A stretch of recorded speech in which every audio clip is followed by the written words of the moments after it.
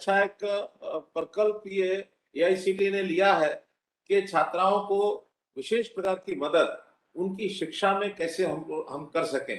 और जो 2 योजनाएँ आपने अभी बताई हैं, जैसे अभी प्रगति छात्रवृत्ति योजना और सक्षम छात्रवृत्ति योजना, जिसमें 50,000 रुपया वार्षिक ये छात्रवृत्ति दी जाती है, वास्तव में ही ये किसी विद्यार्थी के जीवन को परिवर्तन करने के लिए एक बहुत बड़ा साधन हो सकता है।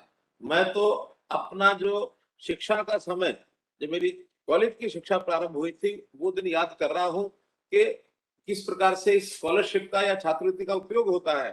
सस्ता ज़माना था, हमको भी आवश्यकता पड़ी, तो उस समय उसके लिए अप्लाई करना पड़ता था, छात्रवृत्ति किसको चाहिए।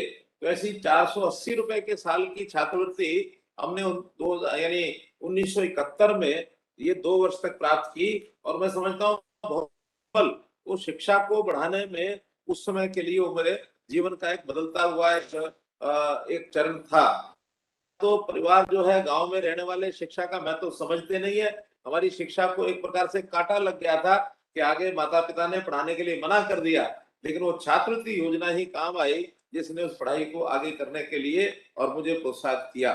आज आवश्यकता शिक्षा के साथ-साथ, क्योंकि हमारी सामान्य शिक्षा, 3 आर एजुकेशन जिस प्रकार से पढ़ाई जाती है, बाद में टेक्निकल एजुकेशन भी हम लोग जैसे पढ़ रहे हैं, इसका अपना एक उपयोग है। लेकिन हरियाणा में एक व्यवस्था को देखते हुए हमको ध्यान में कि जो हमारे सामान्य विद्यार्थियों की शिक्षा और टेक्निकल एजुकेशन के जो कोर्सेज है, इसमें बहुत बड़ा गैप है। हरियाणा सरकार ने टेक्निकल एजुकेशन के बहुत संस्थान खोले हुए हैं। टेक्निकल एजुकेशन के कॉलेजेस हैं, यूनिवर्सिटीज हैं, पॉलिटेक्निक्स हैं, लेकिन बहुत जगह पर इनकी कक्षा, उसमें जो छात्रों की संख्या है, वो सैंक्शन जो स्ट्रेंथ है उससे भी कम रहती है। अर्थात टेक्निकल एजुकेशन के नाते से वो आगे बढ़ नहीं पाते हैं। तो नई एजुकेशन पॉलिसी में इसके लिए जो एक विशेष प्रावधान किया गया है, मैं नई एजुकेशन पॉलिसी बनाने वाले लोगों को भी धन्यवाद करूंगा, आभार प्रकट करूंगा कि उन्होंने अंग्रेजी के साथ-साथ हिंदी में टेक्निकल एजुकेशन यानी एजुकेशन इंजीनियरिंग का पाठ्यक्रम ये भी उपलब्ध कराया है। और इस बार सभी हमारे विश्वविद्यालय हैं, उसमें एक-एक सेक्शन हम हिंदी के पाठ्यक्रम में पढ़ने वाले छात्रों को ये उपलब्ध कराएंगे। 30 संख्या होने पर एक नया सेक्शन वहाँ बनाया जाएगा, ताकि कोई विद्यार्थी केवल भाषा विज्ञान के कारण से अंग्रेजी भारी लगती है, हिंदी में पढ़ नहीं सकते हैं, तो उनको उसका अवसर मिलेगा। ये काम एक किया है। वहीं दूसरा पहलू जो ध्यान में आता है कि टेक्निकल एजुकेशन और सामान्य जो पढ़ाई है, उसके बीच में गैप, उस गैप के कारण से कई बार आगे हायर एजुकेशन पढ़ने में विद्यार्थी संकोच कर जाता है, वो आगे बढ़ता नहीं है। इसके लिए देश के प्रधानमंत्री ने कहा है कि हुनर ये सिखाया जाना चाहिए, क्योंकि आखिर पढ़ाई के बाद उसको रोजगार ये मिले, ये उसका उद्देश्य रहता है। तो हुनर के लिए स्किल डेवलपमेंट मिशन का जो गठन किया गया नेशनल लेवल पर, स्टेट लेवल पर हमने किया है। और हमने साथ में एक विश्वविद्यालय, हरियाणा पहला एक प्रदेश है जिसमें ये स्किल डेवलपमेंट यूनिवर्सिटी, इसका भी हमने स्थापना की है, जो इस गैप को पूरा करेगा। बहुत कोर्सेज ऐसे हैं जो वो टेक्निकल भी उस लेवल के नहीं है जैसे कॉलेज में पढ़ाई होती है, लेकिन स्किलिंग के नाते छोटे-छोटे courses, school certificate, diploma certificate, ऐसे कोर्सेज के माध्यम से उनको रोजगार के लिए एक बड़ा एक प्रावधान ये हमने किया है। हजारों की संख्या में वो बच्चे हमारे स्किल डेवलपमेंट मिशन के माध्यम से या विश्वविद्यालय के माध्यम से हर वर्ष कोर्सेज करके और अपने जीवन यापन के लिए अपनी नौकरी को प्राप्त करते हैं। तो इस प्रकार कौशल और रोजगार इसको केंद्रित करके नई शिक्षा नीति का भी एक प्रकार से ये एक प्रावधान है।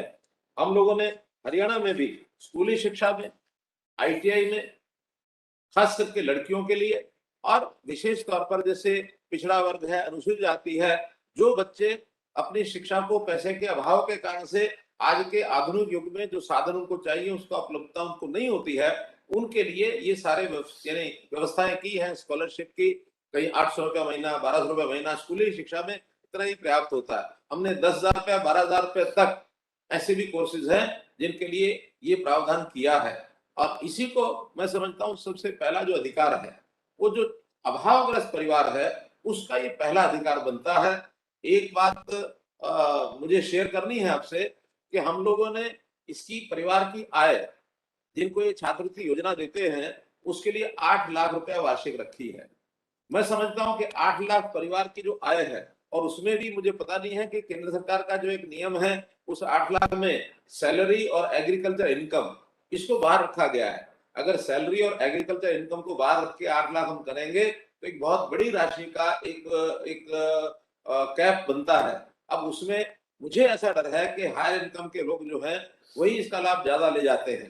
मेरा एक सुझाव है, आप लोग एक कोई बेंचमार्क रखें कि हम इतने प्रतिशत यानी अंक प्राप्त करने वाले विद्यार्थी को स्कॉलरशिप देंगे, और उसमें जो उसका जो सूची बनानी है, उसका जो प्रेफरेंस जिसको कहते हैं या उसकी सीक्वेंस जो कहते हैं, उसको इनकम के हिसाब से lower the income higher the rank, जिससे सबसे कम इनकम है उस रेंज में उसको सबसे पहले दें, फिर वो किस लेवल तक उसको ले जा सकते हैं ले जाए। आखिर हमारी भी सीमा तो रहेगी ही कि कितनी सीमा में हमने कितने स्कॉलरशिप देने हैं। इसलिए जो वास्तव में गरीब विद्यार्थी हैं उनकी आवश्यकता यदि पूरी होती है तो ज्यादा लाभ होगा।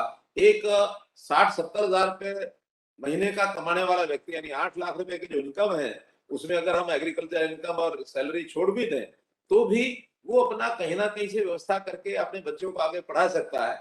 लेकिन जो गरीब विद्यार्थी है, जिसको 20-25 हजार रुपया महीने की आमदन है, उसके बच्चे को अगर 50 हजार रुपया पहले मिलेगा तो वो एक वास्तव में ही एक ज्यादा लाभकारी होगा। फिर भी जो इस प्रकार का एक उद्यम हम लोगों ने किया है एआईसीटी के माध्यम से, इससे उन बच्चों को जो कठिनाई से अपनी शिक्षा को आगे जारी रखते हैं, फिर कोई भी साधन से यानी किसी भी प्रकार का उसका उपयोग करते हैं, उनको शिक्षा को आगे बढ़ाने में उनको काम आएगा। और जैसा आपने बताया कि कोरोना के समय विशेष तौर पर ऐसे बच्चे जो स्वनाथ जिनको कहा गया है, ऐसे बच्चों की सहायता ये बहुत एक यानी सराहनीय काम है। हमने भी अपने यहाँ जो योजना बनाई है मुख्यमंत्री बाल सेवा योजना, उसके अंतर्गत ऐसे बच्चों को जो बच्चे इस प्रकार के स्वनाथ हो गए हैं, उनको बच्चों को भी हमने 2500 रुपया ये देना शुरू किया है। 25 वार्षिक कोरोना से निराश्रित ऐसे बच्चों को 1500 रुपया मासिक, और उनकी सारी शिक्षा की व्यवस्था ये फ्री कर दी गई है। ऐसे ही जो बच्चे जिनको हम विशेष दिव्यांग बच्चे जिनको कहते हैं, ऐसे बच्चों को भी अलग से हम 1500 रुपया और उनकी मुफ्त शिक्षा ये उनको दी जाती है। और ऐसे बच्चों को तो जो एक परसेंटेज जिनकी तय की गई है कि इससे ज्यादा दिव्यांग है, उनको 25 रुपया महीने की एक स्कॉलरशिप का पेंशन देते हैं। ऐसे दिव्यांग बच्चों को पेंशन, वृद्धावस्था की जो पेंशन होती है वही हमारे यहाँ दिव्यांग की भी होती है। तो इस प्रकार से सहायता करने के काम में विशेष तौर पर अंत्योदय की भावना से हम लोग ज्यादा स्कीमें अपने यहाँ लागू कर रहे हैं। आपके भी जो 50 हजार रुपए के इस सहायता के माध्यम से हरियाणा को आपने इतनी बड़ी संख्या में जो आपने बताया 280 छात्राएं और 19 दिव्यांग विद्यार्थी, ऐसे लगभग 300 विद्यार्थियों को आपने चयनित किया है। इसके लिए मैं आपका आभार प्रकट करता हूं। और इस संख्या को आगे कैसे बढ़ा सकते हैं, जैसे आनंद मोहन शरण जी ने कहा कि इस संख्या को और बढ़ाने का भी स्कोप यदि है तो उसका लाभ और मिले, ताकि हरियाणा के बच्चे अपनी इस तकनीकी शिक्षा में और आगे किस प्रकार से उत्तीर्ण होकर के अपने जीवन यापन में सुविधा प्राप्त कर सकते हैं, ये आप करेंगे। बहुत बहुत आपका आभार, बहुत बहुत धन्यवाद।